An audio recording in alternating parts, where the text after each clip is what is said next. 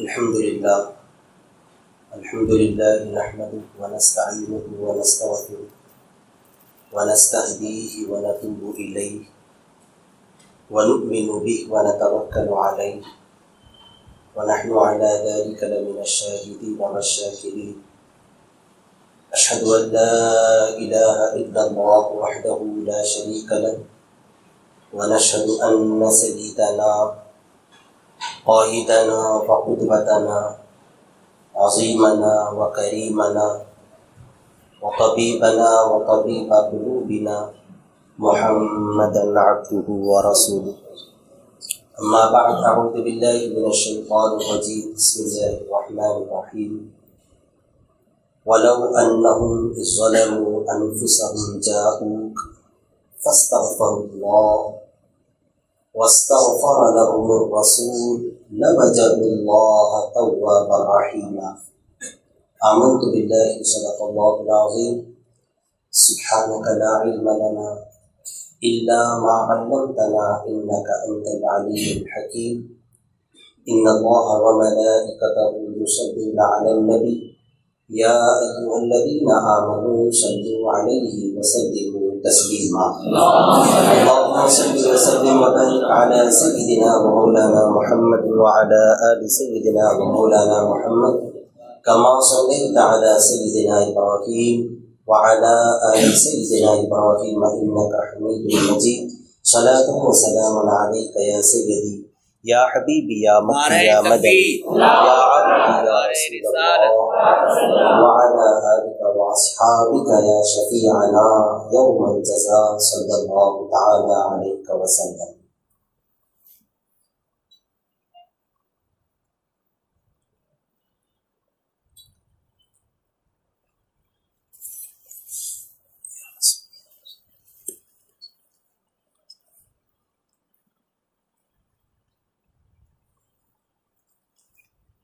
آپ تمام کو آج کی یہ بابرکت محفل ماہ رضا اور پھر آنے والا یوم رضا اور ساتھ ہی ساتھ غلامان مصطفیٰ عاشقان مصطفیٰ کا ہر وہ دن بے حد بے حساب مبارک ہو جس دن میں اس شاقان مصطفیٰ اپنے آقا کریم صلی اللہ تعالی علیہ وسلم کے دیدار الانوار کے لیے قبر انور میں تشریف لے گئے. یہ میرے لیے بڑی سعادت کی بات ہے کہ رب کریم اپنے محبوب بندوں کے بہانے سے ان کی یاد کو تازہ کرنے کے لیے مجھ فقیر کو آپ کے درمیان بھیجتا رہتا ہے. اللہ رب العزت ہم تمام کی ایسی پاکیزہ حاضریوں کو اپنی بارگاہ میں قبول و مقبول و منظور فرمائے اور ہم تمام کو قیامت میں ان بزرگوں کا ساتھ عطا فرمائے، ان بزرگوں کی شفاعت عطا فرمائے اور دنیا میں ان کی یادوں میں گزارے ہوئے ان پلوں کو ہمارے لیے باعث نجات دنیا و آخرت بنائے. مختصر وقت کے لیے میں آپ کی بارگاہ میں چند باتیں لے کر حاضر ہوا ہوں. آپ اگر چاہیں تو ہماری اس ملاقات کو اور ان باتوں کو ایک عنوان دے سکتے ہیں: سیدی سرکار اعلیٰ حضرت اور یاد مدینہ.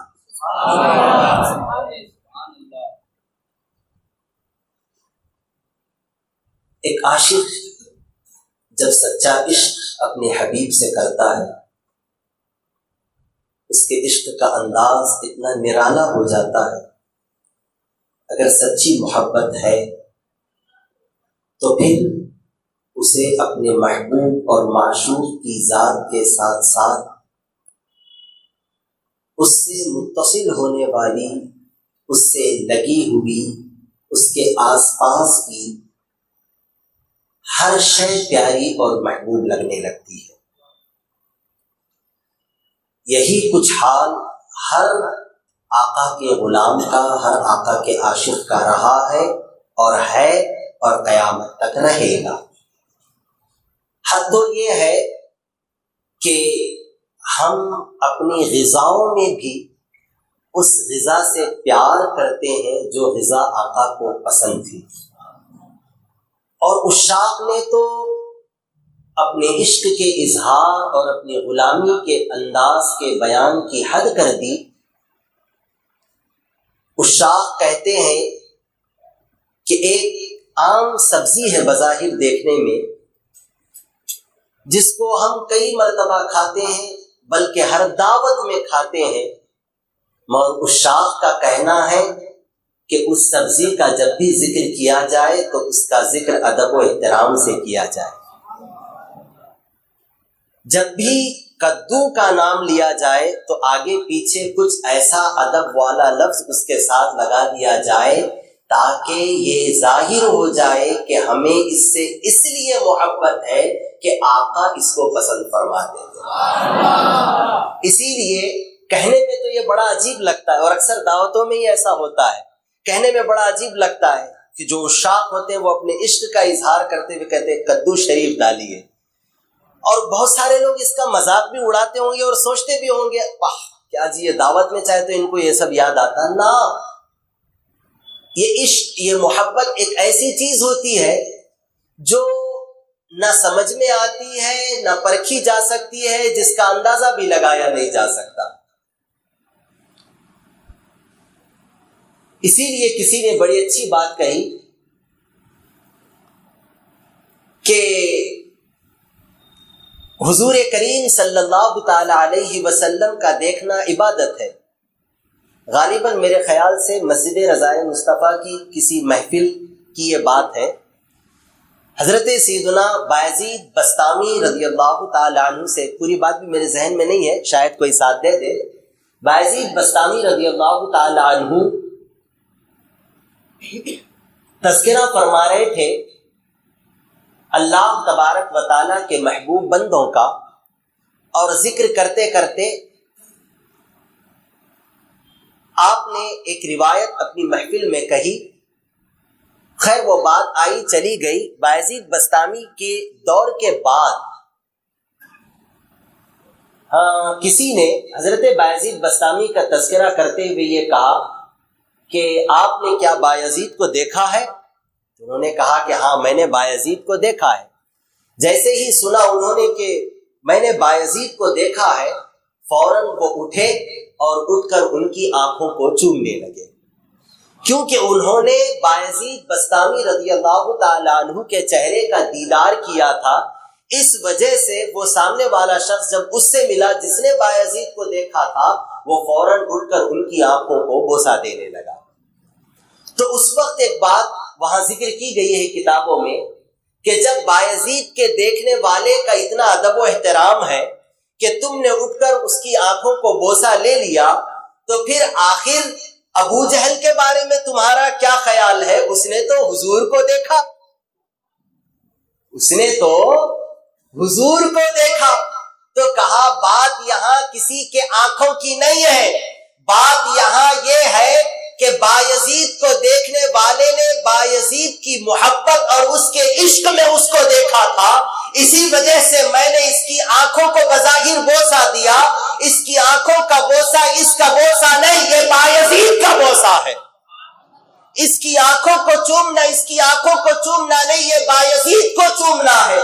بے شک ابو جہل نے حضور کو تو دیکھا مگر اس محبت والی آنکھ سے نہیں دیکھا، اس عشق والی آنکھ سے نہیں دیکھا، اس الفت و ادب و احترام والی آنکھ سے نہیں دیکھا۔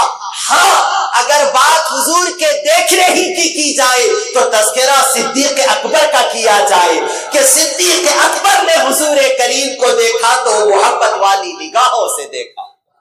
ہر دور میں یہ عشاق کا طرہ امتیاز رہا ہے کہ عشاقان مصطفیٰ ہر اس چیز سے محبت کرتے ہیں جس چیز سے ان کے معشوق اور ان کے محبوب کا لگاؤ ہو جاتا ہے۔ حضور سیدی سرکار اعلی حضرت رضی اللہ تعالی عنہ کو اگر ایسے عاشقوں کی فہرست میں شامل کیا جائے تو ہمارے اعتبار سے 14ویں صدی میں سیدی سرکار اعلی حضرت اس فہرست میں نمایاں نظر سیدی سرکار اعلی حضرت نے اپنی ظاہری حیات طیبہ میں آقا کریم صلی اللہ تعالی علیہ وسلم کے روضہ انور کا 2 مرتبہ دیدار فرمایا ہے نا. پہلی مرتبہ جب گئے اس وقت تو ایک عام انداز سے گئے اور آ گئے، کیونکہ ساتھ میں آپ کے والدین تھے، اور جتنے واقعات مدینہ شریف کے اعلی حضرت کے حوالے سے کتابوں میں ذکر کیے گئے ہیں وہ دوسری مرتبہ جب حج کے لیے اعلی حضرت تشریف لے گئے وہ تب کے واقعات ہیں. جیسے الدولت المکیہ وغیرہ جو وجود میں آئی وہ دوسری مرتبہ سیدی سرکار اعلی حضرت حج کے لیے تشریف لے گئے، اور اسی وقت وہاں کے علماء نے آپ کو سندیں دی، آپ نے وہاں کے علماء کو سندیں دی، خلافتیں دی، اجازتیں دی. ایک طویل سفر نامہ سیدی سرکار اعلی حضرت کا ہے، اور خود اعلی حضرت نے اس سفر نامے کو ترتیب دیا، بلکہ اس موقع پر سرکار اعلی حضرت نے جو ایک عظیم نعت بارگاہ رسول عربی میں خراج عقیدت کے طور پر پیش کی تھی، بھینی سہانی صبح میں ٹھنڈک جگر کی ہے، کلیاں کھلی دلوں کی، ہوا یہ کدھر کی ہے. اس کے بارے میں شارحین کلام رضا کہتے ہیں یہ وہ کلام ہے، اس کلام کی تشریح خود اعلی حضرت نے اپنی حیات میں فرمائی. بھینی سہانی صبح میں ٹھنڈک جگر کی ہے، کلیاں کھلی دلوں کی، ہوا یہ کدھر کی ہے. اسی بحر پر ہے شکر خدا کہ آج گھڑی اس سفر کی ہے جس پر نثار جان فلاح و ظفر کی ہے. شکر خدا کہ آج گھڑی اس سفر کی ہے. جب اعلی حضرت بارگاہ رسول عربی میں حاضری کے لیے تشریف لے جا رہے تھے تو اس وقت اعلی حضرت نے یہ کلام لکھا. یہ وہ مدینہ ہے جس مدینے کی تعریف کا کیا کہنا. علماء فرماتے ہیں اس مدینے کا وہ خطہ، وہ زمین جس زمین سے آقا کریم صلی اللہ تعالی علیہ وسلم کا جسد مبارک لگا ہوا ہے، اس خطے کے بارے میں جملہ علماء کا اتفاق اور اجماع ہے کہ وہ خطہ ساری کائنات کے خطوں میں سب سے زیادہ معزز اور مکرم ہے. اور لکھتے لکھتے علماء یہاں تک کہتے ہیں حد تو یہ ہے کہ یہ خانہ کعبہ سے بھی افضل ہے، خانہ کعبہ سے. پھر آگے لکھتے ہیں یہ عرش سے بھی افضل ہے، آگے لکھتے یہ لوح و قلم سے بھی افضل ہے. لکھنے والوں نے یہاں تک لکھا کہ یہ کرسی سے بھی افضل ہے، بلکہ روئے زمین پر سب سے زیادہ معزز، مکرم، مشرف، مبارک، مسعود اگر کوئی زمین کا حصہ ہے تو وہ حصہ ہے جہاں سرکار آج آرام فرما. خانہ کعبہ سے بھی مطلقاً افضل ہے یہ. کیوں؟ اس لیے کہ یہ نہ ہوتے تو خانہ کعبہ نہ ہوتا. کیا بات کہی تھی اعلی حضرت نے، ہوتے کہاں خلیل و بنا کعبہ و منا، ہوتے کہاں خلیل و بنا. نہ ابراہیم خلیل اللہ ہوتے، نہ ان کے ہاتھوں کا بنایا ہوا یہ خدا کا گھر ہوتا. ہوتے کہاں خلیل و بنا، کعبہ نہیں ہوتا، منا نہیں ہوتا، صفا و مروہ نہ ہوتا. کیوں؟ لولاک والے صاحبی سب تیرے گھر کی ہے. لولاک والے صاحبی، اے اس حدیث پاک کے مصداق جس حدیث میں یہ کہا گیا لولا کلمہ خلقت الافلاق لولا کلمہ اظہرت الربوبیہ. اے حبیب اگر آپ کو بنانا مجھے مقصود نہ ہوتا تو میں عرش و کرسی، لوح و قلم، زمین آسمان کچھ نہ بناتا. لولا کلمہ اظہرت الربوبیہ، اگر آپ کو بنانا مقصود نہ ہوتا تو میں اپنے رب ہونے کا بھی اظہار نہ کرتا.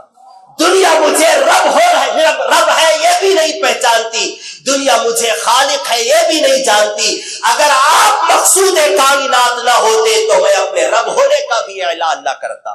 لولاک والے، اسی حدیث کی طرف اعلی حضرت اشارہ کرتے ہوئے اس دوسرے مصرے میں کہتے ہیں اے لولاک والی حدیث کے مصداق، یہ سب تیرے گھر کی ہے.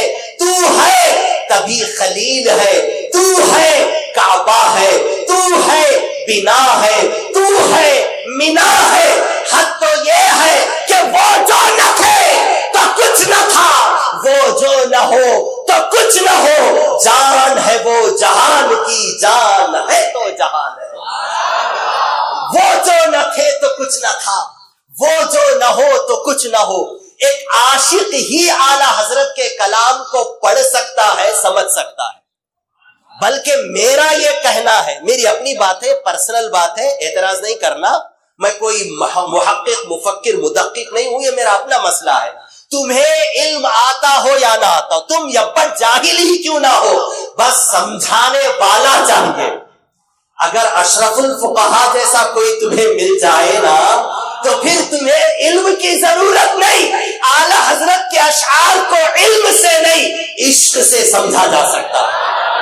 عشق چاہیے، جس میں جتنا عشق ہے اعلیٰ حضرت کا کلام اسے اتنا ہی زیادہ سمجھ میں آئے گا، اور اگر سمجھ میں نہ بھی آئے مزہ تو ضرور آئے گا۔ سمجھ میں نہ بھی آئے تو مزہ تو ضرور آئے گا۔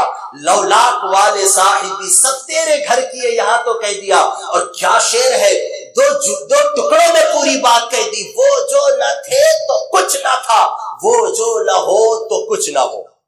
بلکہ اس میں دلیل دے دی میلاد کی اعلیٰ حضرت نے۔ ابھی آپ نے میرے برادر گرامی سے سنا نا میلاد پر، اس میں دلیل ہے۔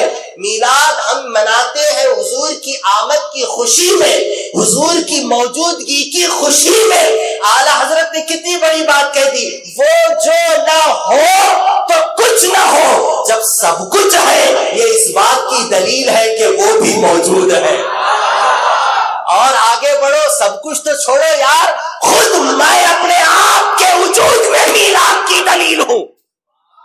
میرا وجود یہ میلاد کی دلیل ہے، میرا وجود مصطفیٰ کے وجود کی دلیل ہے، کیونکہ میں ہوں، اس کا مطلب ہے کہ میرا وجود مصطفیٰ کے وجود کا رہین منت ہے۔ وہ جو نہ ہو تو کچھ نہ ہو، اور کچھ میں بھی آ گیا۔ میں غلط نہیں بول رہا ہوں، کچھ کا مطلب ہے، اس کو اگر عربی میں ٹرانسلیشن کرے کچھ کا، اس کا ایگزیکٹلی ترجمہ ہوگا شے۔ اس کا ترجمہ کیا ہوگا؟ شے۔ ان اللہ علی کل شیء قدیر کی ربوبیت جب تک ہے، اس مصطفیٰ کے صدقے میں بنائی گئی کائنات کی مصطفائی تب تک ہے۔ وہ علی کل شیء قدیر ہے، وہ ہر چیز کا قادر ہے، اور اس چیز کو اس نے وجود بخشا ہے اسی نبی کے صدقے میں، اسی نبی کے صدقے میں۔ سبحان اللہ۔ میرے امام کو حضور سے تو جو محبت تھی وہ تو تھی جو بھی آپ نے سنی دو جملوں دو اشعار میں۔ حضور کریم جہاں آرام فرما ہے، حضور جس مدینے میں رہا کرتے تھے، حضور جس مدینے کی گلیوں سے گزرا کرتے تھے، وہ گلیاں اس کا چپا چپا حصہ حضور اعلیٰ حضرت کو بہت پسند تھا۔ کیا فرماتے ہیں؟ گزرے جس راہ سے وہ سیدے والا ہو کر، رہ گئی ساری زمین عنبر سارا ہو کر۔ میرے آقا جس گلی سے گزر گئے، اعلیٰ حضرت کا ہر شعر یا تو قرآن کی کسی آیت کے مفہوم کی ترجمانی کرتا ہے یا حدیث کی ترجمانی کرتا ہے۔ انس بن مالک رضی اللہ تعالیٰ عنہ فرماتے، میں 10 سال سفر و حضر میں حضور کے ساتھ رہا، میرے آقا کریم کی شان یہ تھی کہ آقا مدینے کی کسی بھی گلی میں چلے جاتے، صحابہ مصطفیٰ کی خوشبو سے پہچان جاتے میرے آقا یہاں سے گزرے ہیں۔ خوشبو دیکھتے دیکھتے دیکھتے وہاں تک پہنچ جاتے جہاں میرے آقا ہے۔ کہ اعلیٰ حضرت نے فرمایا، گزرے جس راہ سے وہ سیدے والا ہو کر، رہ گئی ساری زمین عنبر سارا ہو کر۔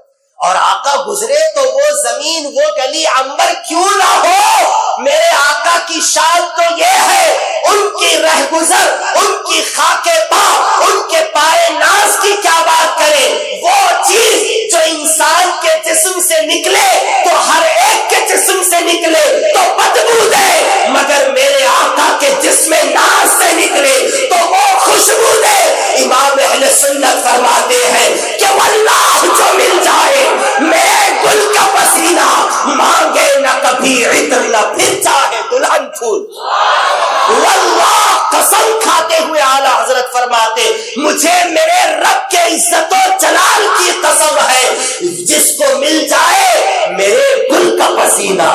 میرے نبی کا پسینہ نہیں، میرے حضور کا پسینہ نہیں، میرے آقا کا پسینہ نہیں، میرے گل کا پسینہ۔ واہ سبحان اللہ، مجھے تو احمد رضا ہی ایک ایسا شاعر ملا جس کے گل میں بھی پسینہ آتا ہو۔ گل میں کوئی پسینہ ہوتا ہے، سبحان اللہ، گل کا عرق ہوتا ہے۔ میرے اعلیٰ حضرت کو ایک طرف نبی کو گل بھی بتانا تھا، دوسری طرف پسینے کو بھی بتانا تھا۔ اعلیٰ حضرت نے گل کے ساتھ پسینے کا ایسا امتزاج فرما دیا کہ دعویٰ تو نہیں ہے مگر عقیدت ضرور ہے احمد رضا سے، قیامت تک کوئی ایسا شعر لا نہیں سکتا۔ یہ عقیدت کی بات ہے، دعویٰ نہیں ہے، لائے احمد رضا اس کا بھی غلام ہے۔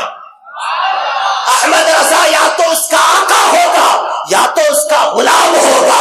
واللہ جو مل جائے میرے گل کا پسینہ، جس کو ملے تو کیا ہوگا احمد رضا؟ جواب کے لیے انتظار کر ذرا، دوسرا مصرع تو پڑھ، مانگے نہ کبھی عطر نہ پھر چاہے دلہن پھول۔ ایک طرف دیکھو، ابھی اگر آگے بڑھتے چلے جائیں گے نا تو ایک ہی شعر میں بس وقت نکل جائے گا۔ ایک طرف دلہن ہے، مانگے نہ کبھی عطر نہ پھر چاہے دلہن پھول۔ دلہن بنا پھول کے کبھی دلہن دیکھے؟ بنا پھول کے کبھی دلہن دیکھے؟ وہ دلہن کنیز مصطفیٰ نہیں ہو سکتی جو بنا پھول کے شادی کر لے۔ وہ کوئی مونڈی ٹونڈی پونڈی ہو سکتی ہے، وہ جس کی شادی میں پھول بھی میسر نہیں ہے، نہ جس کی پیدائش میں، نہ جس کی زندگی میں، نہ جس کے مرنے کے بعد۔ مگر ہم مشاقان مصطفیٰ ہیں جنہیں گل سے اس لیے محبت ہے کہ میرے آقا کو طیب یعنی خوشبو بڑی پسند تھی۔ آقا خود فرماتے ہیں کہ حبب الی من الدنیا ثلاث، سرکار فرماتے مجھے دنیا کی 3 چیزیں بڑی پسند ہے، النساء والطیب وقرۃ عینی فی الصلاۃ۔ آقا فرماتے مجھے عورت بڑی پسند ہے۔ یہ سرکار کی پسند ہی کی وجہ تھی آج دنیا میں اتنا رتبہ ہے عورتوں کا۔ النساء عورت بڑی پسند ہے، الطیب مجھے خوشبو بڑی پسند ہے۔ میرے آقا کریم کے پسینے کی بھی جب تعریف کرنے پر آئے امام اہل سنت تو کیسی تعریف کر رہے، میرے امام کو مدینے کی گلیوں، مدینے کے چبوترے، مدینے کے ہر حصے سے حد ہو گئی یار۔ میرے آقا امام اہل سنت مدینے کے کتوں سے بھی اتنی محبت فرماتے ہیں۔ کیا ہے وہ؟ ان سگانے کو سے اتنی، کیا ہے پہلے والا مصرع؟ دل کے ٹکڑے پا رہے دل بھی نہ نکلا، دل سے تحفے میں رضا، ان سگانے کو سے اتنی جان پیاری واہ واہ۔ اعلی حضرت مدینے کی گلیوں کے کتوں سے بھی اتنی محبت فرماتے ہیں کہ اپنے آپ سے خود خطاب کرتے ہوئے کہتے اے احمد رضا، یہ تیرے حبیب کے دیار کے کتے ہیں، یہ روٹی کھانے لائق نہیں ہے، یہ روٹی بریڈ چاول یہ وہ کھلانے لائق نہیں۔ احمد رضا جب تو اپنے حبیب کے لیے اپنا دل نچھاور کر دیتا ہے، یہ تو تیرے حبیب کے کتے ہیں، اگر بس چلے تو اپنا دل نکال کر انہیں پیش کر دے تاکہ یہ کھائیں۔ پا رہے دل کا مطلب دل کا ٹکڑا، خود اپنے بارے میں فرماتے پا رہے دل بھی نہ نکلا دل سے اے احمد رضا، دل کا ٹکڑا بھی تیرے نکال نہ سکا، اور دعوے کرتا ہے کہ دیار حبیب کے کتے بھی تجھے بڑے پسند ہیں، اگر پسند ہوتے تو ان کی غذا کا سامان اپنے دل کو پیش کر کے مہیا کر دیتا۔ یہ امام اہل سنت کہاں سے شروع کریں کہاں ختم کریں؟ امام اہل سنت مدینے سے آقا کی تعریف نہیں، امام اہل سنت کو مدینے سے اتنا پیار تھا، اتنا پیار، سبحان اللہ۔ کہتے حرم کی زمین اور قدم رکھ کے چلنا، ارے سر کا موقع ہے وہ جانے والے، ارے سر کا موقع ہے وہ جانے والے۔ آقا نعمت سیدی سرکار اعلی حضرت امام اہل سنت مصطفیٰ کریم کے دیار سے محبت جو کرتے تھے، اس کی وجہ صرف یہ ہے کہ وہاں میرے آقا آرام فرما۔ ایک ہی وجہ، اور یہی سچے محبوب کی علامت اور نشانی ہوتی ہے کہ جہاں اس کا آقا ہوتا ہے وہ جگہ، وہ حصہ، وہ علاقہ سب پیارا ہوتا ہے۔ جب اعلیٰ حضرت حرم شریف کو جانے لگے تو کیا کہا؟ شکر خدا کے آج گھڑی اس سفر کی ہے جس پر نثار جان فلاح و ظفر کی ہے۔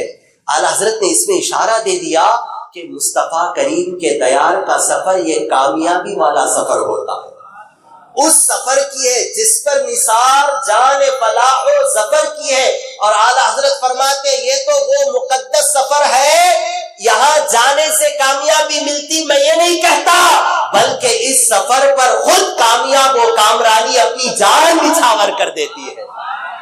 جس پر نثار جان فلاح و ظفر کی ہے کہ خود کامیابی اور کامرانیاں اس سفر پر اپنی جان نچھاور کر دیتی ہے، اور جانے والے کو کامیابی کا مژدہ سناتے ہوئے کہتی ہے کہ اے زائر مدینہ، تو نے نیت کر لی در حبیب کی حاضری کی، تیری کامیابی کا سلسلہ یہیں سے شروع ہو گیا، یہیں سے شروع ہو گیا۔ حضور سیدی سرکار اعلیٰ حضرت کچھ نظم اور کچھ نثر میں چلے۔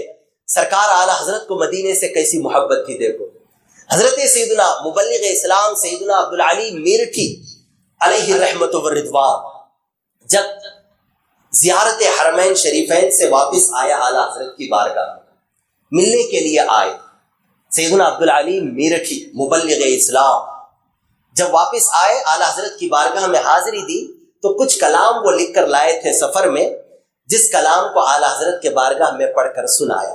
بڑا مشہور کلام ہے سیدنا عبدالعلی میرٹھی علیہ الرحمہ کا، تمہاری شان میں جو کچھ کہوں اس سے سوا تم ہو۔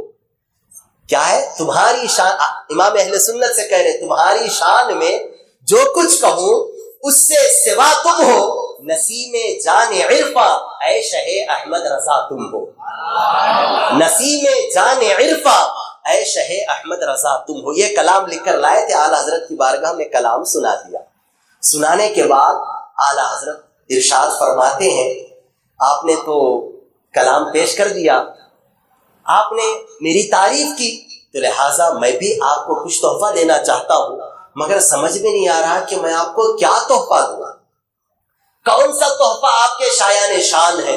فرمایا جاتا ہے اس کے بعد امام اہل سنت نے اپنے ایک قیمتی عمامے کی طرف اشارہ کرتے ہوئے کہا کہ یہ عمامہ بھی میں آپ کو تحفے میں دے نہیں سکتا، کیونکہ آپ جس دیار سے آئے اور آتے وقت جاتے وقت آپ کے قدموں کو جو دھول لگی ہے اس دیار کی، یہ عمامہ تو آپ کے سر پہ سجانے لائق نہیں، آپ کے اس قدم میں رکھنے لائق ہے جن قدموں پر دیار محبوب کی دھول لگی ہوئی ہے۔ آپ اندازہ لگاؤ، عمامہ ہے عمامہ جس کو لوگ اپنے سر کا تاج بناتے ہیں۔ احمد رضا اپنے آقا کریم کے دیار سے کتنی محبت کرتا ہے، آپ اس عقیدت سے اندازہ لگا سکتے۔ امام اہل سنت کہتے ہیں یہ قیمتی عمامہ تو میں آپ کی بارگاہ میں کیا پیش کروں، آپ کو جس دیار ناز سے، جس دیار ناز کی زمین کی دھول آپ کے قدموں پہ لگی ہوئی ہے، اور وہ دھول لے کر آپ احمد رضا کے آنگن میں آئے ہوئے ہو، وہ دھول اس عمامے سے زیادہ عزت والی ہے، اس عمامے سے زیادہ عظیم ہے۔ ہاں البتہ میرے پاس ایک لباس ہے، میرے پاس ایک قمیص ہے، اعلیٰ حضرت کے پاس وہ بھی بڑا قیمتی قمیص تھا۔ امام اہل سنت فرماتے ہیں یہ قمیص ہے، اگر آپ اسے قبول کر لے تو احمد رضا اپنے لیے باعث سعادت سمجھے گا۔ امام اہل سنت نے جب یہ اپنی عقیدت کا اظہار کیا، سیدنا عبدالعلی میرٹھی علیہ رحمت و رضوان کھڑے ہو جاتے ہیں، اعلیٰ حضرت خود اپنی جگہ سے اٹھ کر اپنے دونوں ہاتھوں میں وہ جبہ لیتے ہیں اور عبدالعلی میرٹھی مبلغ اسلام کے قریب جاتے ہیں اور دونوں ہاتھ سے وہ جبہ انہیں پیش کرتے ہیں۔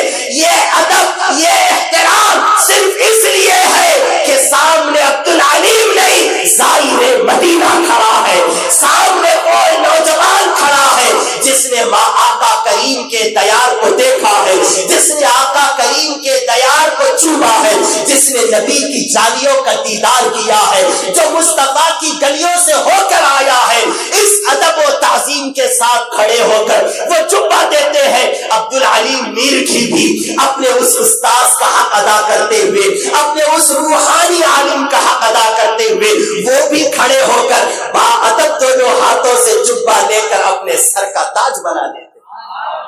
کیا شان امام اہل سنت کی! امامہ انسان یہی کہتا ہے جب کسی کی حد درجہ تعظیم کرتا ہے تو یہ کہتا ہے کہ بھئی میں آپ کو کیا پیش کروں، میں آپ کی اور کتنی تعظیم کروں۔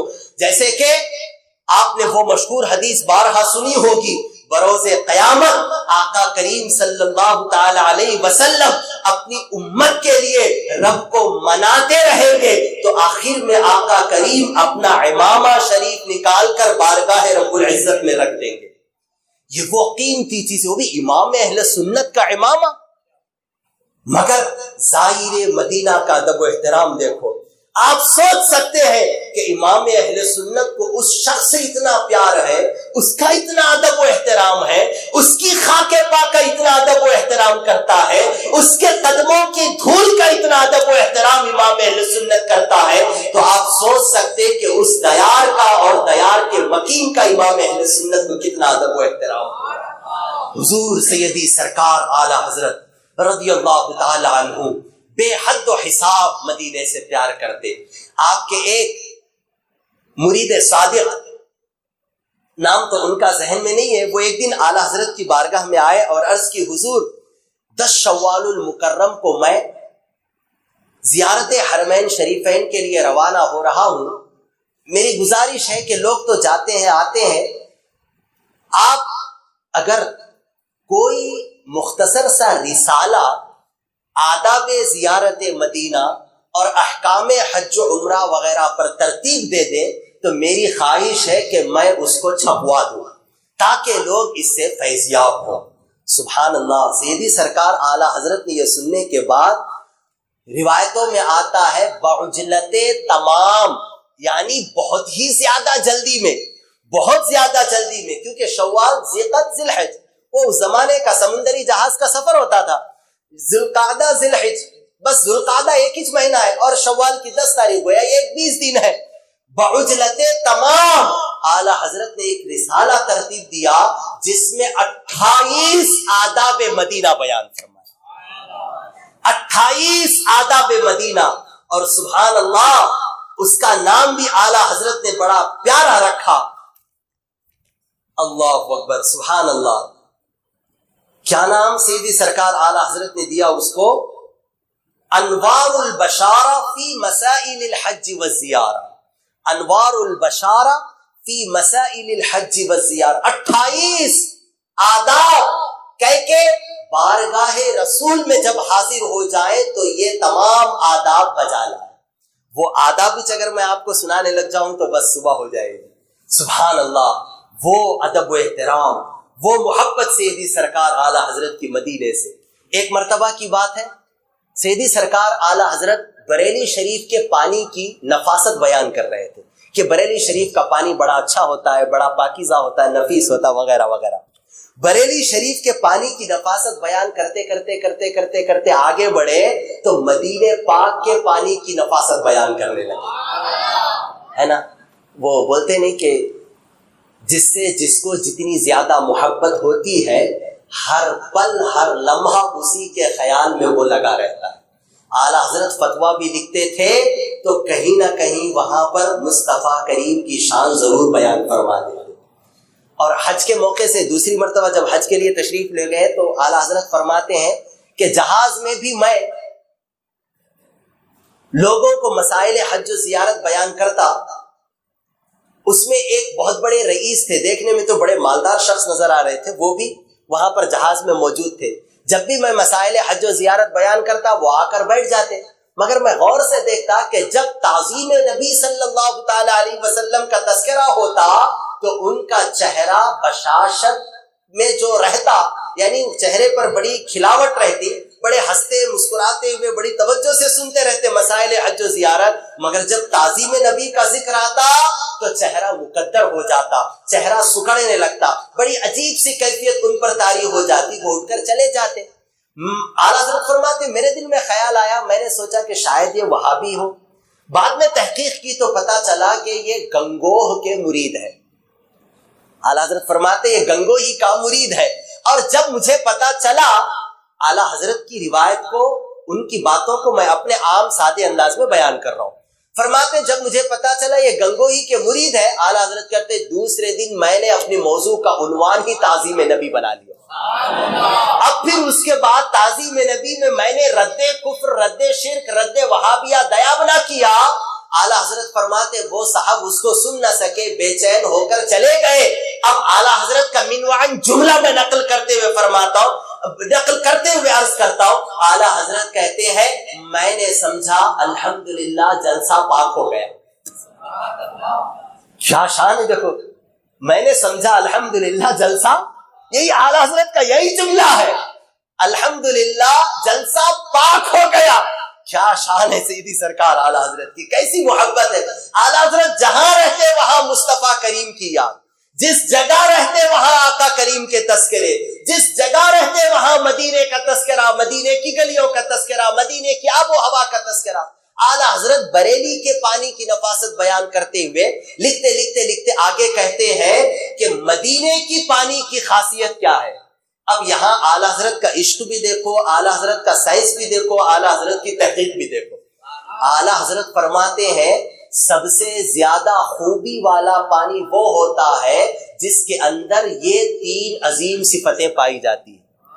میں جب یہ فتویٰ پڑھا تعجب کرنے لگا، اعلیٰ حضرت مدینے میں پانی پی رہے تھے یا پانی کا مزہ لے رہے تھے؟ کہیں بھی ہم جاتے تو اٹھائے پی لیے، مگر اعلیٰ حضرت مدینے کا پانی بھی پیتے تھے تو وہ پانی کا مزہ بھی کیسا ہے یہ اعلیٰ حضرت محسوس کرتے تھے۔ سبحان اللہ، کیا عشق، کیا محبت، کیا تڑپ، پانی کا مزہ کیسا ہے، پانی کی مٹھاس کیسی ہے، پانی کی ٹھنڈک کیسی ہے، یہ بھی سیدی سرکار اعلیٰ حضرت محسوس کیا کرتے تھے۔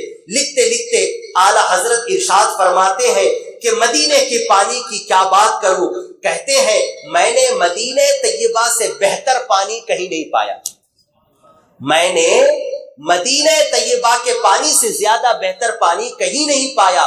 فرماتے ہیں کہ خدام کرام یعنی وہاں پر خدمت کرنے والے بارگاہ رسول صلی اللہ علیہ وسلم میں جو خدمت کرتے ہیں، وہاں کے لوگ زائرین کو پیالوں میں بھر کر پانی پلانے کے لیے پیالے بڑے بڑے مشکیزے مٹکے رکھا کرتے تھے، لوگوں کو پانی پلانے کے لیے وہ مٹکے رکھا کرتے تھے۔ اعلیٰ حضرت فرماتے ہیں گرمی کے موسم میں بھی اس شہر کی ٹھنڈی ٹھنڈی نسیمیں یعنی ٹھنڈی ٹھنڈی ہوائیں اس مٹکے کو اتنا ٹھنڈا کر دیتی کہ فرماتے ہیں ایسا معلوم ہوتا تھا کہ یہ پانی برف معلوم ہوتا ہے، برف بن چکا۔ اعلیٰ حضرت فرماتے ہیں کہ بالکل برف معلوم ہوتا تھا وہ مٹکے جو وہاں سرکار کریم صلی اللہ علیہ وسلم کے دیار میں رکھے ہوئے وہ پانی کے مٹکے۔ اعلیٰ حضرت فرماتے ہیں جب ٹھنڈی ٹھنڈی ہوائیں چلتی مدینے میں تو وہ پانی برف معلوم ہوتا تھا۔ پھر آگے فرماتے ہیں عمدہ پانی کی 3 صفتیں ہوتی ہیں اور وہ تینوں صفتیں مدینے کے پانی میں اعلیٰ درجے پر میں نے محسوس کی ہے۔ پہلی صفت پانی کی تمہیں بھی کبھی نہیں سنے ہوں گے، میں بھی کبھی نہیں سنا تھا، نہ کبھی پڑھا تھا، تمہارے صدقے میں پہلی بار پڑھنے کا اتفاق ہوا۔ پہلی صفت پانی کی پہلی صفت اعلیٰ حضرت فرماتے ہیں عمدہ پانی وہ ہوتا ہے جس میں ہلکا پن ہوتا ہے، ہلکا یعنی پانی جو ہلکا ہوتا ہے وہ عمدہ پانی کہلاتا ہے۔ اب اعلیٰ حضرت سے پوچھنا پڑے گا کہ تمہیں پانی کو تول کو دیکھے، وزن کر کو دیکھے کہ یہ پانی ہلکا ہے یا وزن ہے۔ یہ ہے تحقیق امام اہل سنت کی، یہ ہے سائنس امام اہل سنت کا۔ آج کے دور میں اگر کسی سائنسدان سے کہو پانی کا وزن کیسا ہے، ہلکا ہے یا بھاری ہے، تو آج کے جدید آلات سے تو وہی اندازہ لگا سکتا ہے، مگر امام اہل سنت کے پاس کوئی آلہ نہیں تھا سوائے مصطفیٰ کریم کی محبت کے، سوائے در مصطفیٰ کے عشق کے، سوائے آقا کریم سے بے حد و حساب پیار کے۔ امام اہل سنت کہتے ہیں پانی کی پہلی صفت ہے ہلکا ہونا۔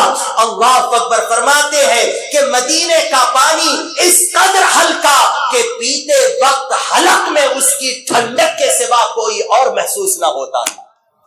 پیتے وقت حلق میں اس کی ٹھنڈک، گویا اس کا مطلب ہوا کہ اعلیٰ حضرت مدینے کے پانی سے بھی اتنی محبت کرتے ہیں کہ پیتے وقت وہ ہونٹ سے، منہ سے، حلق سے اترتے ہوئے معدے میں جا رہا تو حلق سے اترن کا انداز بھی امام اہل سنت محسوس کرتے ہیں۔ یہ پانی میرے حلق سے اتر رہا ہے تو مصطفیٰ کے دیار کا پانی ہے، یہ حلق سے اتر رہا ہے تو کس انداز میں اتر رہا اور میں کیسا محسوس کر رہا ہوں۔ فرماتے ہیں ہلکا ہونا یہ پانی کی صفت ہے، اور کہتے ہیں کہ جب پانی میں یہ پیتا تھا تو وہ پانی اس قدر ہلکا کہ پیتے وقت حلق میں اس کی ٹھنڈک محسوس ہوتی تھی، اس کے علاوہ اور کچھ نہیں۔ اعلیٰ حضرت کہتے ہیں اگر پانی کے اندر جو شدت اور تپش ہوتی ہے، تھوڑی سی گرمی، وہ اگر نہ ہو تو محسوس بھی نہ ہو کہ آپ پانی پی رہے ہیں یا کیا پی رہے ہیں۔ اللہ اکبر۔ دوسری صفت اعلیٰ حضرت کہتے ہیں کہ عمدہ پانی کی دوسری صفت ہے شیرین، پانی میٹھا ہو۔ پانی کیا ہو؟ میٹھا ہو۔ اعلیٰ حضرت فرماتے مدینے کا پانی اعلیٰ درجے کا میٹھا تھا، ایسا میٹھا کہ میں نے ایسی مٹھاس کسی اور پانی میں کبھی نہیں پائی۔ تیسری صفت پانی کے اعلیٰ ہونے کی یہ ہے اس کے اندر خنکی ہوتی ہے، یعنی اس کے اندر پیدائشی طور سے، تخلیقی طور سے تھوڑی سی ٹھنڈک ہوتی ہے۔ اعلیٰ حضرت فرماتے ویسے وہ پانی تو مدینے کی ہواؤں سے یوں بھی ٹھنڈا ہو چکا تھا، مگر جب میں وہ پانی پیتا تو اس کی ٹھنڈک بھی محسوس کرتا۔ آگے بڑھ کر اعلیٰ حضرت فرماتے کہ میری یہ عادت تھی کہ میں دوران کھانا پانی پیتا تھا، جب مدینے میں گیا تو کھانا مکان پہ کھاتا تھا اور پانی پینے کے لیے در حبیب پر آتا تھا، اور آتے وقت اعتکاف کی نیت کر کے آتا کہ کھانا گھر پہ کھاؤں، مکان پہ کھاؤں، اور در مصطفیٰ پر آ کر پانی کا مزہ لوں۔ یہ جب جملہ پڑا ابرار تو خوشی کے مارے مچل گیا۔ سبحان اللہ، احمد رضا جسے تیرے عشق کا ایک ذرہ ہزار بھی مل جائے وہی زمانے کا سب سے بڑا عاشق رسول ہے۔ فرماتے کھانا کھاتے وقت پانی پینا یہ میری عادت تھی، مگر میں جب مدینے میں گیا تو کھانا مکان پہ کھاتا تھا اور اعتکاف کی نیت سے در مصطفیٰ پر آ کر پانی پیتا تھا۔ اور جملہ بھی سنو اعلیٰ حضرت کا کہ کھانا کھاتے وقت پانی میں پیتا تھا، مگر جب مدینے کا پانی پیا، اس کا مزہ جب محسوس کیا تو کھانا کھاتے میں پانی نہیں پیتا، کھانے کے بعد مسجد کریم میں، کھانے کے بعد مسجد کریم میں بنیت اعتکاف حاضر ہوتا اور عطیہ سرکار سے دل و جاں سیراب کرتا۔ عطیہ سرکار سے دل و جاں سیراب کرتا۔ سبحان اللہ، کیا کہنے امام اہل سنت کے، مدینے سے اتنا پیار، مدینے کے پانی سے اتنا پیار یار، سبحان اللہ سبحان اللہ۔ بس اعلیٰ حضرت کی زبان میں ایک ہی دعا نکلی ہے سب پڑھتے وقت، دکھا دے یا الہی وہ مدینہ کیسی بستی ہے، دکھا دے یا الہی وہ مدینہ کیسی بستی ہے جہاں پر رات دن مولا تیری رحمت برستی ہے، جہاں پر رات دن مولا تیری رحمت برستی ہے۔ اور اعلیٰ حضرت کے اس یاد مدینہ کو پڑھا، حاضری مدینہ کو پڑھا، وہی مصرع ذہن میں گردش کرنے لگا، ہمارا جانا اور ہے ان کا بلانا اور ہے۔ کیا پانی کی صفت اعلیٰ حضرت بیان فرما رہے، سبحان اللہ۔ ایک مرتبہ اعلیٰ حضرت سے فتویٰ پوچھا گیا کہ اجمیر شریف مزار خواجہ صاحب پر عورتیں حاضر ہوتی ہیں، حاضر ہونا عورتوں کا جائز ہے یا ناجائز ہے؟ اعلیٰ حضرت کو فتویٰ دے دینا تھا، فتویٰ دے دیتے، جائز ناجائز بول دیتے، بات ختم ہو جاتی، مگر اعلیٰ حضرت کا عشق رسول دیکھو، در حبیب سے محبت دیکھو، مصطفیٰ کریم سے الفت دیکھو۔ اعلیٰ حضرت وہ تو جواب دے دیے کہ مدینے اجمیر شریف میں مزار خواجہ پر عورتوں کا جانا ناجائز ہے وغیرہ دلائل سونپ دیے۔ اس کے بعد اعلیٰ حضرت لکھتے ہیں سوائے روضہ انور کے کسی مزار پر جانے کی عورتوں کو اجازت نہیں۔ کون پوچھے تھے یہ مسئلہ اعلیٰ حضرت سے؟ مگر نہیں، یہ عشق تڑپ گیا امام اہل سنت کا۔ آگے اعلیٰ حضرت وضاحت کرتے سوائے روضہ انور کے کسی مزار پر عورتوں کو جانے کی اجازت نہیں ہے، کیوں؟ وہاں کی حاضری وہاں کی حاضری البتہ سنت جلیلہ عظیمہ قریب واجب ہے. وہاں کی حاضری بزرگوں کی سنت بھی ہے بلکہ قریب واجب بھی ہے. اس کے بعد اعلیٰ حضرت ایک آیت 2 حدیثیں ذکر کرتے ہوئے فرماتے ہیں اے زائر مدینہ تو جب مدینہ جاتا ہے تو تجھے یہ 4 عظیم نعمتیں حاصل ہوتی ہیں. اعلیٰ حضرت نے وہی آیت لکھی جو میں نے پڑھی وَلَوْ أَنَّهُمْ إِذْ ظَلَمُوا أَنفُسَهُمْ جَاءُوا فَاسْتَغْفَرُوا اللَّهَ وَاسْتَغْفَرَ لَهُمُ الرَّسُولُ لَوَجَدُوا اللَّهَ تَوَّابًا رَحِيمًا. اعلیٰ حضرت جواب میں پہلے کیا کہتے ہیں وہاں فتوے میں یہ آیت لکھتے ہیں. اس کا معنی یہ ہے وَلَوْ أَنَّهُمْ إِذْ ظَلَمُوا أَنفُسَهُمْ اے لوگو اگر تم مفہوم اے لوگو اگر تم اپنی جانوں پر ظلم کرو جاؤ کا وہ اے لوگو تم میرے حبیب کی بارگاہ میں حاضر ہو جاؤ. فاستغفروا اللہ میرے حبیب کی بارگاہ میں آ کر کیا کرو استغفار کرو اللہ سے توبہ کرو. واستغفر اور رسول پھر تمہارے لیے میری بارگاہ میں سفارش کرے. وہاں جا کر تم استغفار کرو اللہ سے پھر رسول تمہارے لیے میری بارگاہ میں سفارش کرے. انعام لوجدوا اللہ توابا رحیما تو ضرور تم لوگ اللہ کو بخشنے والا مہربان پاؤ گے.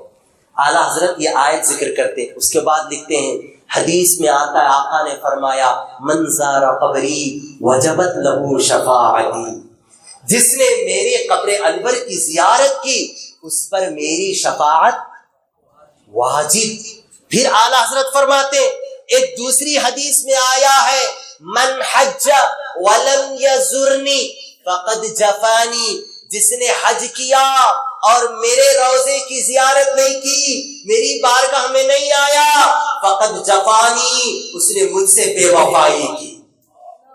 ایک آیت 2 حدیثیں لکھ کر اعلیٰ حضرت اب یہ 3 چیزیں لکھ کر فرماتے ہیں ہر زائر مدینہ کو اللہ تعالیٰ اس آیت اور ان 2 حدیثوں کی روشنی میں 4 عظیم عظیم نعمتیں عطا فرماتا ہے.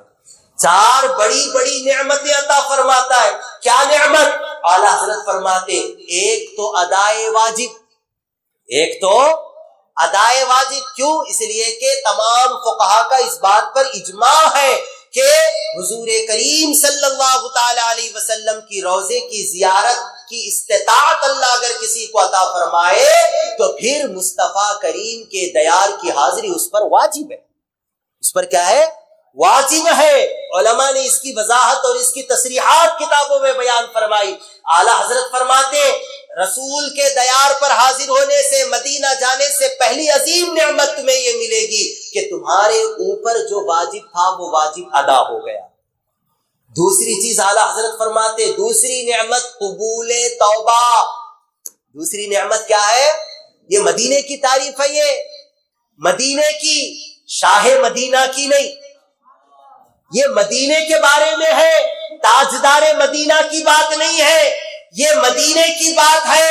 یہ کونین کے دولہا کی بات نہیں یہ مکین گنبد خضرا کی بات نہیں یہ تو مدینے کی شان اعلیٰ حضرت بیان کر رہے. فرماتے دوسری عظیم نعمت مدینہ جانے والے کو یہ ملے گی کہ توبہ کی قبولیت نصیب ہوگی کیونکہ جو وہاں جا کر توبہ کرے گا آقا اس تائب کی سفارش رب کی بارگاہ میں کریں گے اور رب فرماتا ہے میں اسے یقیناً اس کی توبہ قبول کروں گا اور اسے بخش دوں گا.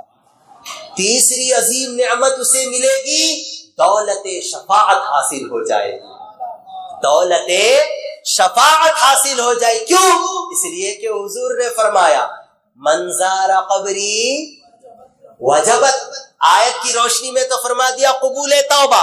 حدیث کی روشنی میں فرما رہے من زار قبری وجبت لہو شفاعتی جو میرے روضے کی زیارت کرے گا اس پر شفاعت واجب ہے. یہ آقا فرما رہے. اعلیٰ حضرت فرماتے جو مدینے کی حاضری دے گا اسے دولت شفاعت حاصل ہو جائے گی. اور چوتھی چیز سرکار کے ساتھ معاذ اللہ بے وفائی سے وہ بچ جائے گا کیونکہ حضور نے کہا جس نے حج کیا اور میرے روزے پر حاضر نہیں ہوا اس نے مجھ سے بے وفائی کی. اعلیٰ حضرت فرماتے جو مدینہ چلا جاتا ہے وہ نبی کی بے وفائی سے بچ جاتا ہے. وہ نبی کی بے وفائی سے بچ جاتا ہے. سبحان اللہ، من زار قبری وجبت لہو شفاعتی، اور پھر من حج ولم یزرنی فقد جفانی، اس نے مجھ سے بے وفائی کی۔ حضور سیدی سرکار اعلی حضرت مدینے کے بارے میں ذکر کرتے ہوئے فرماتے، اے لوگو مدینے سے بے حد محبت کیا کرو، مدینے سے بے پناہ الفت رکھا کرو۔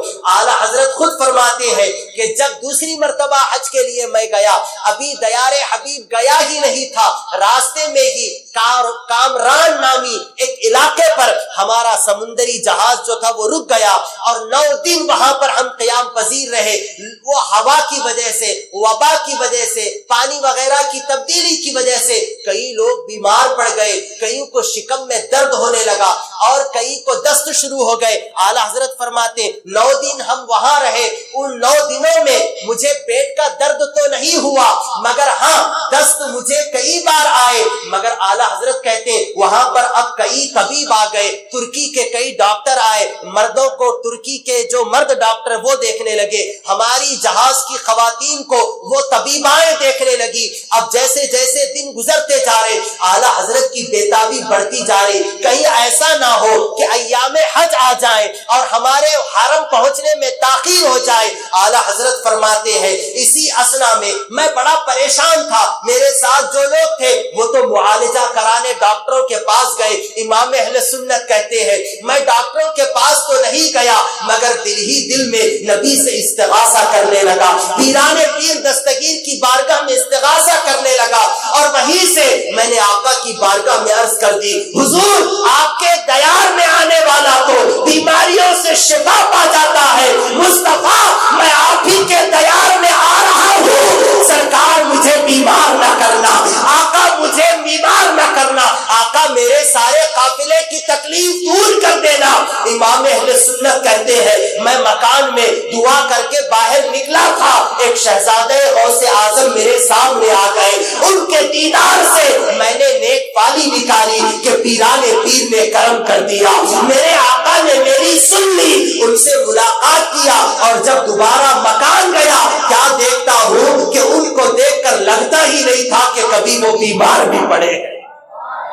آہا سبحان اللہ، حرم کی طرف سفر، مصطفیٰ کریم کے دیار کی طرف سفر کا ارادہ کرو تو بیماریوں سے نجات۔ اعلی حضرت نے اسی کلام میں کہا، فرماتے ہیں کہ شکر خدا کے آج گھڑی اس سفر کی ہے، شکر خدا کے آج گھڑی اس سفر کی ہے جس پر نثار جان فلاح و ظفر کی ہے۔ اور آگے یہی سے درد ہے،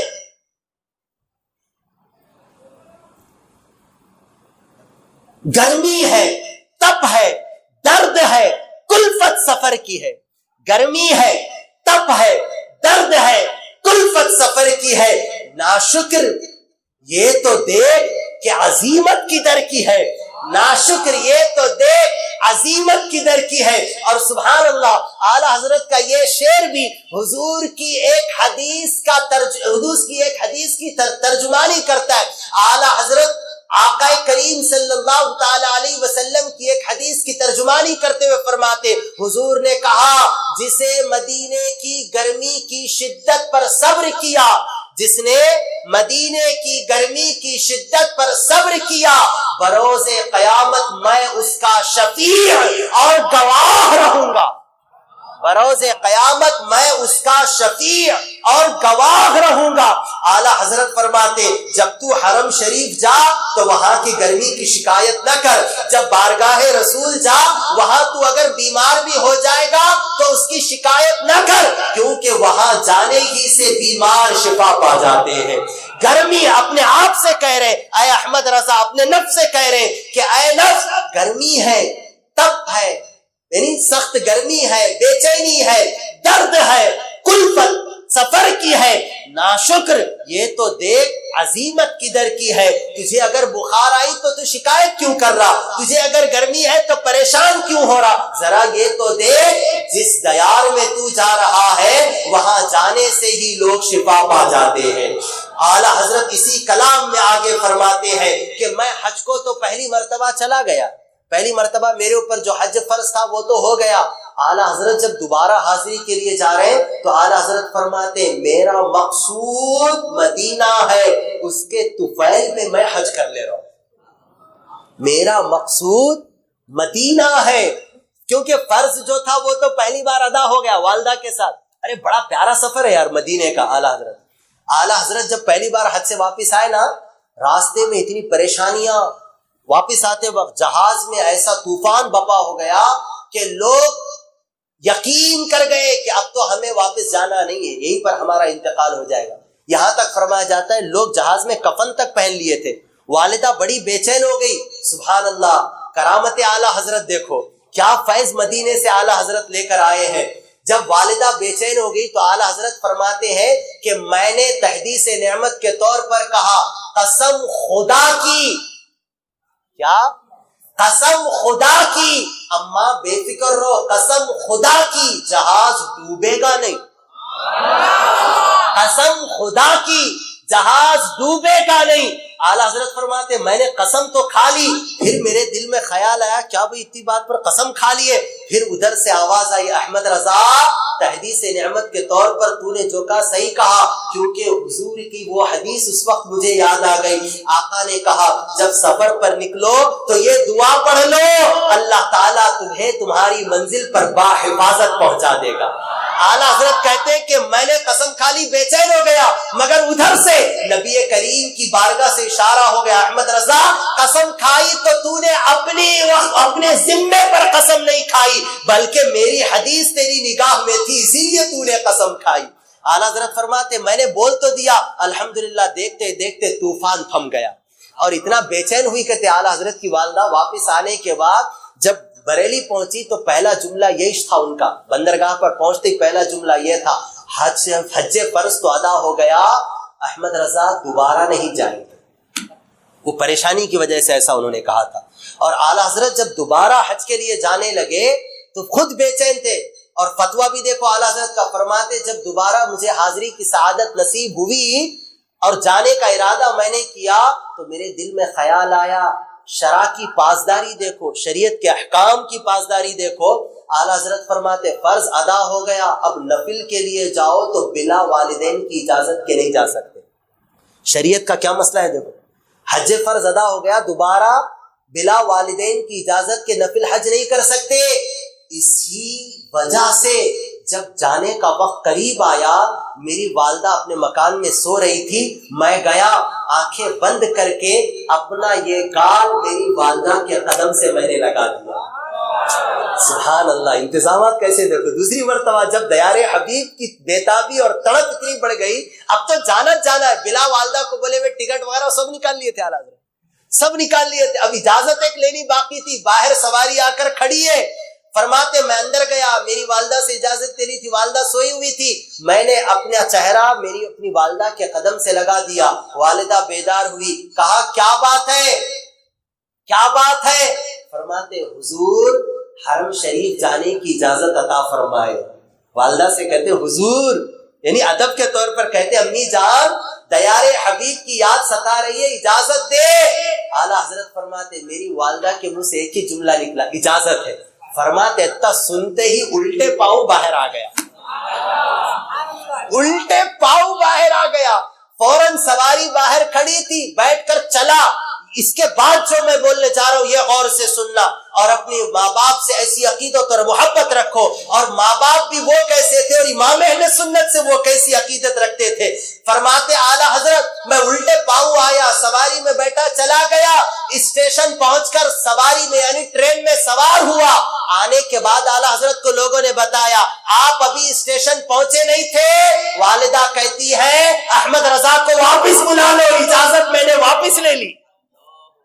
اتنی محبت کرتے تھے وہ اپنے شہزادے، احمد رضا کو واپس بلا لو، میں نے اجازت واپس لے لی، مگر کیا کرتے، ٹرین تو نکل چکی تھی۔ سبحان اللہ، آنے کے بعد لوگوں نے بتایا، اور اعلیٰ حضرت خود اس کے راوی ہیں اس سفر حج کے، فرماتے میری والدہ نے وہ لگن، وہ برتن، وہ لگن بولتے اسے، وہ تشت، وہ برتن، میں جب جا رہا تھا گھر سے وضو کر کے نکلا، جس برتن میں نے وضو کیا تھا وہ برتن کا پانی بھی میری والدہ نے واپس آنے تک سنبھال کے رکھا تھا، وہ پانی بھی میری والدہ نے واپس آنے تک سنبھال کے رکھا تھا۔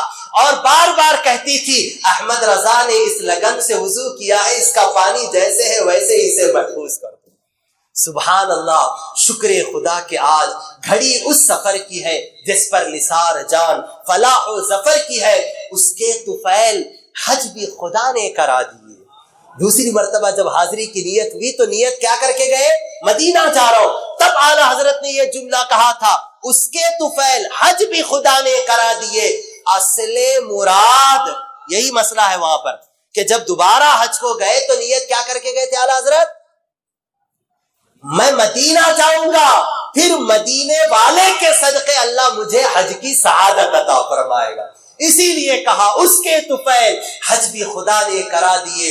اصل مراد حاضری اس پاک در کی ہے، اور جاتے وقت کی کیا شان ہے۔ لوگوں نے پوچھا احمد رضا کہاں جا رہے ہو، کہاں جا رہے ہو؟ راستہ بھر ٹرین میں پوچھے، بندرگاہ پہ ممبئی پہ اترے وہاں لوگ پوچھے، پھر آگے بڑھے پوچھے، پھر سفر اتنا لمبا رہا، جلسے ہوئے، جلوسہ ہوئے، خطابات جہاز میں ہوتے رہے، لوگ پوچھتے رہے احمد رضا کہاں جا رہے ہو، کہاں جا رہے ہو، کہاں جا رہے ہو؟ جواب میں اعلیٰ حضرت فرمائے کعبے کا نام تک نہ لیا، طیبہ ہی کہا، کعبے کا نام تک نہ لیا، طیبہ ہی کہا، پوچھا تھا ہم سے جس نے کہ نہضت کی در کی ہے، اے احمد رضا کہاں جا رہے ہو؟ جو پوچھتا احمد رضا یہی بولتا، مدینہ جا رہا ہوں، طیبہ جا رہا ہوں، دیار مصطفیٰ جا رہا ہوں، میرے آقا کے قدموں پہ نثار ہونے جا رہا ہوں۔ کیا بلاغت ہے، کیا عشق ہے، کعبے کا نام تک نہ لیا، طیبہ ہی کہا، پوچھا تھا ہم سے جس نے کہ نہضت کدھر کی ہے، مجرم بلائے آئے ہیں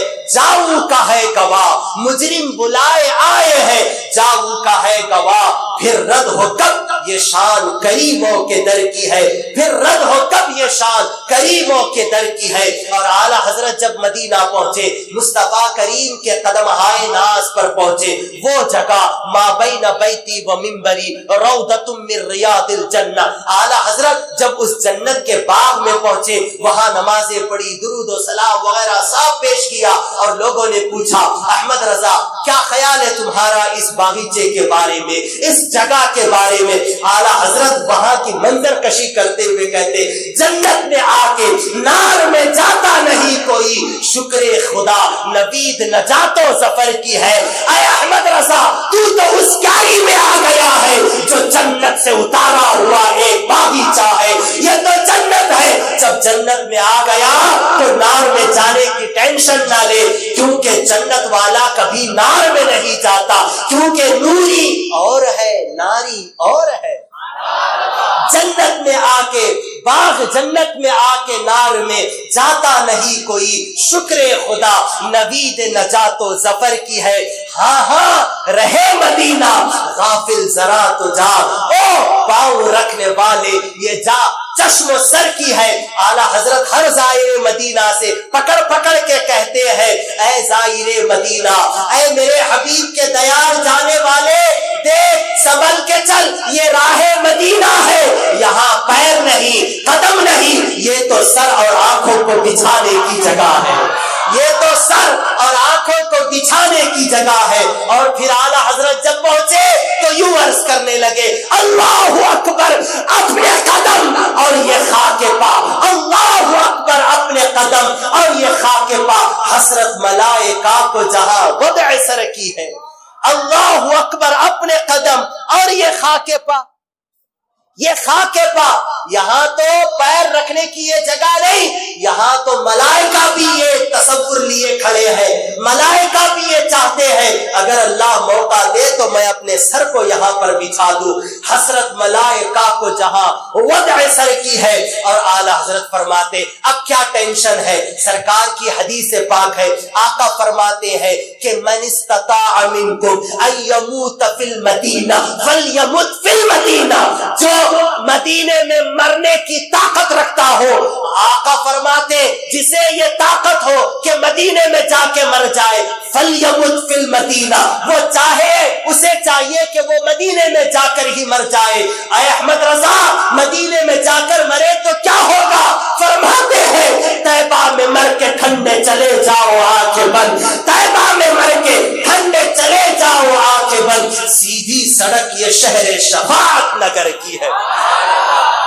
طیبہ میں مر کے ٹھنڈے چلے جاؤ آنکھیں بند، سیدھی سڑک یہ شہر شفاعت نگر کی ہے۔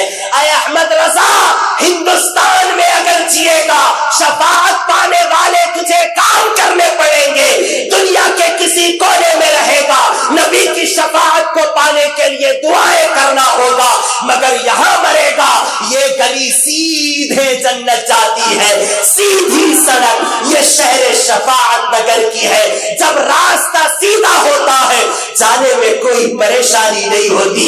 اعلیٰ حضرت کیا فرماتے ہیں، طیبہ میں مر کے ٹھنڈے چلے جاؤ آنکھیں بند، سیدھی سڑک یہ شہر شفاعت نگر کی ہے۔ اے غلامان مصطفیٰ، اے عشاقان مصطفیٰ، تم در حبیب پہ حاضر ہو گئے ہو، اب کیا تمہیں فکر ہے؟ عاصی بھی ہے چہیتے یہ طیبہ ہے زاہدو۔ یہاں یہ نہیں دیکھا جاتا کہ خواجہ خواجگان آیا ہے تو میں اس کی حاضری قبول کروں، بندہ نواز آیا ہے تو میں اس کی حاضری قبول کروں، غوث اعظم آیا ہے میں اس کی حاضری قبول کروں۔ نہ، احمد رضا کہتے ہیں وہ اور دربار ہے جہاں نیکوں سے دل لگایا جاتا ہے، یہ تو دیار حبیب ہے، یہ در رحمت للعالمین ہے، عاصی بھی ہے چہیتے یہ طیبہ ہے زاہدو۔ اے زاہدو، تم اپنی عبادت پہ ناز کرو، تمہیں مبارک، میں گنہگار ہی سہی، میں تو در مصطفیٰ پر آیا ہوں۔ یہاں تو گنہگاروں ہی کو تو پسند کیا جاتا ہے، یہاں تو سیاہ کاروں ہی کو گلے لگایا جاتا ہے۔ کیوں اے میرے غلاموں، کیا تم نے یہ نہیں سنا؟ کیا حصو قبضہ شفاعت ہے تمہاری، واہ واہ، قرض لیتی ہے گناہ پرہیزگاری، واہ واہ، یہ تو تیار ہے ہی گنہگاروں کے لیے، سیاہ کاروں کے لیے، بدکاروں کے لیے، نکموں کے لیے، عاصی بھی ہے چہیتے یہ طیبہ ہے زاہدو۔ مکہ نہیں، مکہ نہیں کہ جانچ جہاں خیر و شر کی ہے، یہ مکہ نہیں ہے ایک نیکی کرو 1,00,000 نیکی کا ثواب، ایک گناہ کرو تو 1,00,000 گناہ کا ثواب، اگر نہ کرو تب بھی خیال بھی آئے تب بھی گناہ ملے گا، مگر اے گنہگارو یہ رحمت للعالمین کا دیار ہے، یہ مکہ نہیں جہاں تمہاری نیکی تولی جائے، جہاں تمہاری بدی تولی جائے، یہاں تو صرف دل دیکھا جاتا ہے کہ آنے والے نے اپنا دل کیسا لایا ہے۔ ارے اے خدا کے بندو، کوئی میرے دل کو ڈھونڈو، ابھی پاس تھا ابھی تو، ابھی کیا ہوا خدایا، نہ کوئی گیا نہ آیا، نہ کوئی گیا نہ آیا، یہ تو وہ در ہے جہاں دل دیکھے جاتے ہیں، عاصی بھی ہے چہیتے یہ طیبہ ہے زاہدو، مکہ نہیں کہ جہاں خیر و شر کی ہے۔ سرکار جب یہ بات طے ہے کہ گنہگاروں کو ہی یہاں سینے لگایا جاتا ہے، اعلیٰ حضرت آگے کہتے ہیں سرکار ہم گواروں میں طرز ادب کہاں، سرکار ہم گواروں میں طرز ادب کہاں، ہم کو تو بس تمیز یہی بھیک بھر کی ہے، ہم تو بھکاری ہے، ہمیں صرف مانگنا آتا ہے، مانگنے کا سلیقہ نہیں، مانگنے کا طریقہ ہی نہیں، مانگنے کے آداب ہمیں نہیں آتے۔ آقا ہم گواروں میں طرز ادب کہاں، ہم کو تو بس تمیز یہی بھیک بھر کی ہے، اور پھر اس کے بعد آقا بے ادب ہی میں ہوں، آقا میرے پاس مانگنے کا طریقہ نہ صحیح، مگر ہاں اب مانگ رہا ہوں، کل بھی مانگوں گا، پھر مانگوں گا، پھر مانگوں گا، مرتے دم تک مانگوں گا، مانگیں گے مانگے جائیں گے، منہ مانگی پائیں گے۔ سرکار میں نہ لا ہے نہ حاجت اگر کی ہے، سرکار میں نہ لا ہے نہ حاجت اگر کی ہے، یہ ساری باتیں اعلیٰ حضرت نے کہہ دی، خود کہہ دی، اور خود کہتے ہیں آپ کچھ سنا دے عشق کے بولوں میں اے رضا، آپ کچھ سنا دے عشق کے بولوں میں اے رضا، مشتاق طبع لذت سو سے جگر کی ہے، بھینی سہانی صبح میں ٹھنڈک جگر کی ہے، کلیاں کھلی دلوں کی، ہوائیں کدھر کی ہے، یاد مدینہ امام اہل سنت کی یاد مدینہ سے الحمدللہ ہمارے بھی دل کی کلیاں کھل اٹھتی. ایک بہت ہی عظیم چیز تھی، وہ تو رہی گئی. امام اہل سنت سے پوچھا گیا تھا مکہ افضل یا مدینہ افضل، اعلیٰ حضرت نے اس کو ثابت کرنے کے لیے تو پورا کلام لکھ دیا. حاجیو آؤ شہنشاہ کا روضہ دیکھو، کعبہ تو دیکھ چکے، کعبے کا کعبہ دیکھو. کبھی پھر زندگی وفا کرے تو انشاءاللہ اس کلام پر ہم اپنی بات کو آگے بڑھائیں گے.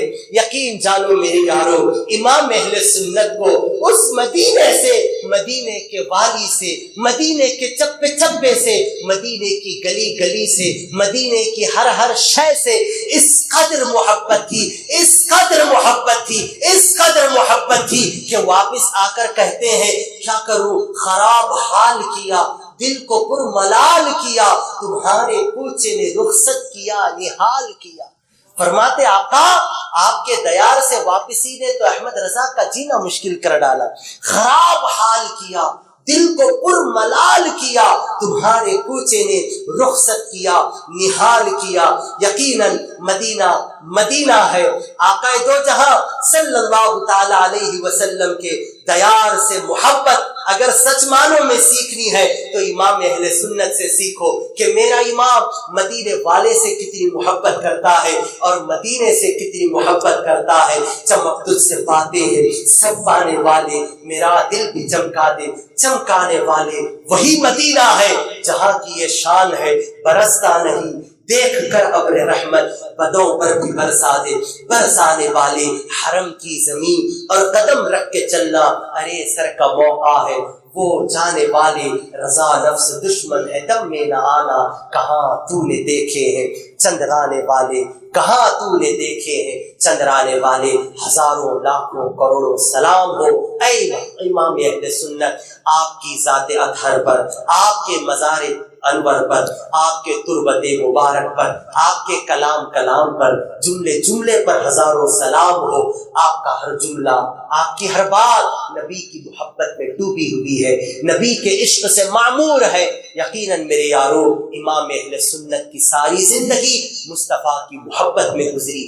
جیے آقا کے عشق میں، رہے آقا کے عشق میں، مرے تو آقا کے عشق میں. اللہ تعالی ہمیں بھی مصطفیٰ کی ایسی سچی محبت عطا فرمائے. لحد میں عشق رخے شہ کا داغ دے کے چلے، اندھیری رات سنی تھی چراغ لے کے چلے. استغفر اللہ ربی من کل ذنب واتوب الیہ. اللہ تعالی ہماری اس خراج عقیدت کو امام اہل سنت کی بارگاہ میں جو ہم نے پیش کی ہے اپنے حبیب کے صدقے قبول فرمائے. اللہ تبارک و تعالی امام اہل سنت اور دیگر تمام عشاقان مصطفیٰ کے عشق و محبت کی خیرات ہمیں عطا فرمائے برحمتک یا ارحم الراحمین والحمد للہ رب العالمین. السلام علیکم ورحمۃ اللہ وبرکاتہ.